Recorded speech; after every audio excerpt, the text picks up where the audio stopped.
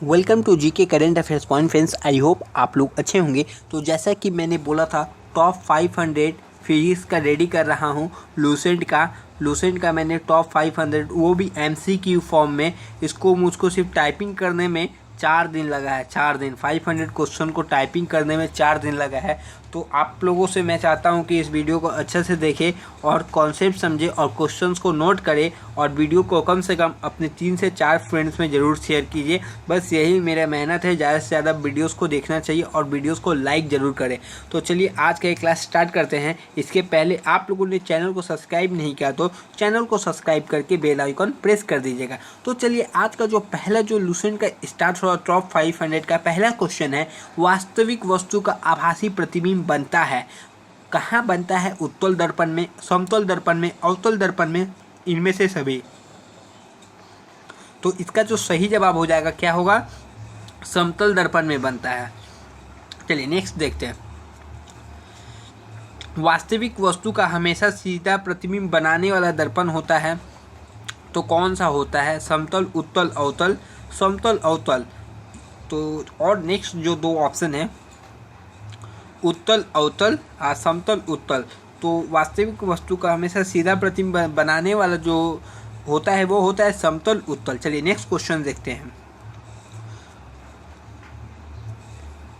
वास्तविक प्रतिबिंब की प्रकृति कैसी होती है? जो नेचर होता है वास्तविक प्रतिबिंब की कैसी होती है? तो पहला जो है उल्टा।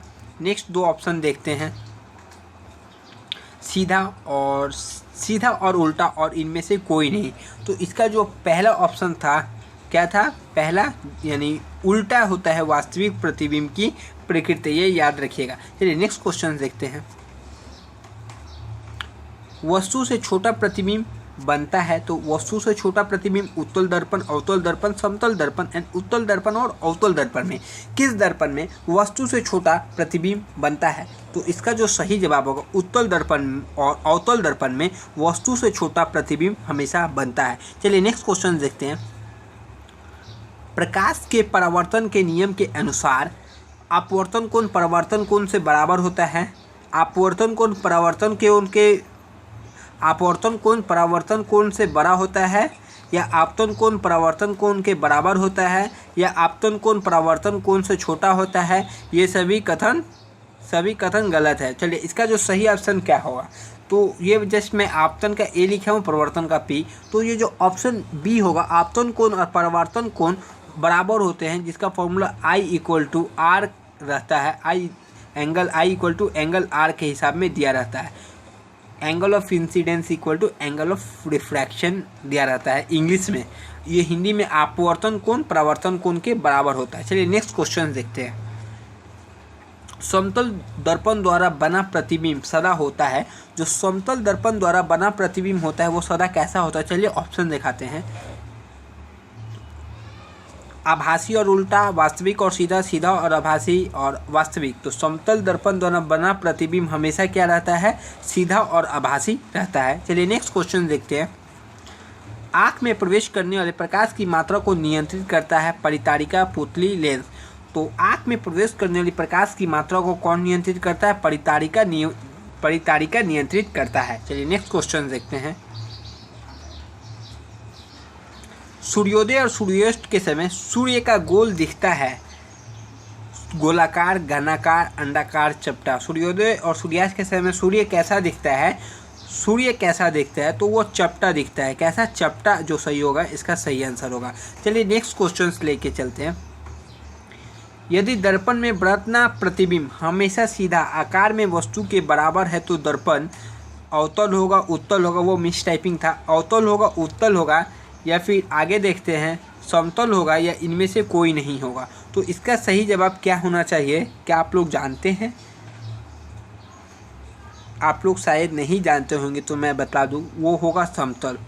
क्वेश्चन एक बार और आप लोगों के लिए पढ़ा जाता है। क्या होता है? यदि दर्पण में बना प्रतिबिंब हमेशा सीधा आकार में वस्तु के बराबर है तो दर्पण हमेशा क्या होगा? समतल होगा। ये याद रखिएगा। कैसा होगा? समतल। ये इम्पोर्टेंट कॉन्सेप्ट और बहुत अच्छा MCQ चुना गया है आपके एग्जाम्स के लिए। चलिए नेक्स्ट क्वेश्चन देखते हैं। समतल दर्पण के द्वारा बना प्रतिबिंब होता है जो समतल दर्पण के द्वारा बना प्रतिबिंब होता है वो कैसा है, वास्तविक होता है, काल्पनिक होता है या उल्टा होता है? तो इसका जो सही जवाब होगा वो काल्पनिक होता है। नेक्स्ट क्वेश्चन, निम्न में से कौन सा पदार्थ लेंस के लिए प्रयुक्त नहीं किया जा सकता है? तो कौन सा पदार्थ लेंस के लिए प्रयुक्त नहीं किया जा सकता? चलिए इसके ऑप्शंस को देखा जाए। जल, मिट्टी, प्लास्टिक और कांच। तो ऐसा कौन सा जो लेंस के पदार्थ के लिए उपयोग नहीं किया जा सकता है? तो पहला जल, दूसरा मिट्टी, तीसरा प्लास्टिक, चौथा कांच। तो चलिए इसका सही ऑप्शन आप लोग दे सकते हैं। क्या ये क्वेश्चन आप लोग पहले पढ़े हैं? नहीं पढ़े हैं तो इसका मैं सही जवाब आप लोगों को बताता हूँ। मिट्टी जो है नहीं प्रयुक्त किया जा सकता है। चलिए नेक्स्ट क्वेश्चन देखते हैं। उत्तल लेंस की क्षमता होती है ऋणात्मक, धनात्मक, शून्य और अन्य। जो उत्तल लेंस की क्षमता होती है वो कैसी होती है? वो होती है धनात्मक। याद रखिएगा, उत्तल लेंस की क्षमता होती है कैसी? धनात्मक। चलिए नेक्स्ट क्वेश्चन, लेंस की क्षमता का ऐसा ही मात्रक होता है, जो लेंस है उसकी क्षमता का ऐसा ही मात्रक मीटर स्क्वायर, डायप्टर या अन्य। डायप्टर जो है लेंस का ऐसा ही मात्रक है, याद रखिएगा, लेंस का ऐसा ही मात्रक कौन सा है? डायप्टर है। चलिए नेक्स्ट क्वेश्चन देखते हैं। पानी में भरी बाल्टी गहराई कम दिखती है, इसका कारण है? तो इसका जो कारण है वो क्या है? पूर्व आर्थिक परिवर्तन, अपवर्तन, परावर्तन। तो अपवर्तन जो है इसका कारण है, क्योंकि आप जब देखिएगा पानी में जब आप देखते हैं, जब एक भरी बाल्टी रहती है उसकी गहराई आप कम को दिखाई देगी। यदि ये पानी में भरी है तो इसका गहराई कम दिखाई देगी। यही यदि आपका नॉर्मल बाल्टी रहेगा तो आपको लगेगा गहराई बहुत ज़्यादा है। इसका मेन कारण है अपवर्तन। ठीक है, चलिए नेक्स्ट क्वेश्चन देखते हैं। 15 नंबर क्वेश्चन, नंबरिंग टाइपिंग से मिस्टेक हुआ। पानी में डाली हुई छड़ी टेढ़ी दिखती है, इसका कारण क्या है? तो पहला ऑप्शन आप लोगों को क्या दिख रहा है? परावर्तन, दूसरा अपवर्तन, तीसरा परावर्तन और अपवर्तन, इसमें से कोई नहीं। तो ये जो क्वेश्चन का आंसर क्या होगा? अपवर्तन होगा। क्या अपवर्तन के कारण यदि आप कोई पानी में कुछ डालते हैं तो वो आपको लगेगा ऐसे डालते हैं पर वो आपको ऐसा दिखाई देता है, समथिंग टेढ़ा, तो ये अपवर्तन के कारण होता है। चलिए नेक्स्ट क्वेश्चन मूव करते हैं। दर्पण की चौड़ाई को दर्पण कहा जाता है। यदि दर्पण को जो चौड़ाई रहेगा उसको उसका क्या कहा जाता है? तो पहला है फोकस, दूसरा है ध्रुव। चलिए नेक्स्ट दो ऑप्शन भी आप लोगों को दिखाते चले। तीसरा है द्वारक और चौथा क्या है? इनमें से कोई नहीं। तो जो इसका सही ऑप्शन होगा वो दो द्वारक कहा जाता है। चलिए नेक्स्ट क्वेश्चन देखते हैं। सोलर कुकर में प्रयोग किए जाते हैं। तो जो सोलर कुकर में अवतल दर्पण, उत्तल दर्पण, समतल दर्पण, इनमें से कोई नहीं। तो सोलर कुकर में प्रयोग किया जाता है अवतल दर्पण। इसको आप लोग सही से मार्क कर लीजिए। चलिए नेक्स्ट क्वेश्चन देखते हैं। रोगियों के नाक, कान, गले आदि की जांच के लिए डॉक्टर प्रयोग करते हैं क्या? समतल दर्पण, उत्तल दर्पण और दो ऑप्शन अवतल दर्पण और इनमें से कोई नहीं। तो इसका सही जवाब क्या होना चाहिए? आप लोग जानते हैं अवतल दर्पण प्रयोग किए जाते हैं रोगियों के नाक, कान और गले की आदि के जांच के लिए अवतल दर्पण। चलिए नेक्स्ट क्वेश्चन। हीरा का अपवर्तनांक है। जो हीरा का अपवर्तनांक क्या है? तो हीरा का अपवर्तनांक है 2.42। हीरा का अपवर्तनांक है, ना ही 1.4, 1.44, ये तीनों नहीं है। तो हीरा का अपवर्तनांक 2.42 है। चलिए नेक्स्ट क्वेश्चन। मोटर गाड़ी के चालक के सामने लगा रहता है, तो क्या लगा रहता है? अवतल दर्पण, समतल दर्पण। चलिए नेक्स्ट जो दो ऑप्शन है उसको भी आप लोगों को दिखाते चलें। उत्तल दर्पण और अन्य। तो उत्तल दर्पण जो है गाड़ी के सामने लगा रहता है, तो इसका सही आंसर उत्तल दर्पण होगा। चलिए नेक्स्ट क्वेश्चन। टॉर्च से किस प्रकार के प्रकाश पुंज की प्राप्ति होती है? पहला ऑप्शन है समानांतर प्रकाश पुंज, दूसरा, तीसरा, चौथा ऑप्शन आप लोगों को दिखा रहे हैं। संश्रित प्रकाश पुंज, अपरिसीन प्रकाश पुंज, सभी कथन असत्य है।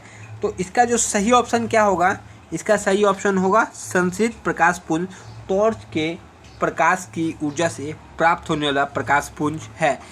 चलिए नेक्स्ट क्वेश्चन आप लोगों के लिए। सामान्य नेत्र की रेटिना पर बनने वाला प्रतिबिंब होता है। ये 22 नंबर आप लोगों का क्वेश्चन है। आभासी और सीधा, वास्तविक और सीधा, वास्तविक और उल्टा, आभासी और उल्टा। तो इसका जो सही जवाब होगा वो वास्तविक और उल्टा होगा। सामान्य नेत्र की रेटिना पर बनने वाला प्रतिबिंब हमेशा वास्तविक और उल्टा रहता है। चलिए नेक्स्ट क्वेश्चन देखते हैं। नेत्र लेंस में समायोजन की क्रिया होती है आइरिस द्वारा, नेत्र लेंस द्वारा, सीलियस पेशियों द्वारा या कॉर्निया द्वारा। तो क्वेश्चन है नेत्र लेंस में समायोजन की प्रक्रिया किस प्रकार होती है। तो इसका सही जवाब क्या हो जाएगा, सीलियरी पेशियों द्वारा होती है। नेक्स्ट क्वेश्चन, किसी नेत्र का निकट बिंदु क्या होता है। 2.5 सेंटीमीटर और दो क्वेश्चन और ऑप्शंस को दिखाया जाए, 25 सेंटीमीटर, 2.5 सेंटीमीटर या 3 मीटर। तो इसका सही जवाब क्या हो जाएगा, आप लोगों को पता है। इसका सही जवाब 25 सेंटीमीटर, किसी नेत्र का निकट बिंदु 25 सेंटीमीटर होता है। नेक्स्ट और आज का आखिरी क्वेश्चन, आँख की पुतली किस प्रकार कार्य करती है। क्वेश्चन है आँख की पुतली किस प्रकार कार्य करती है।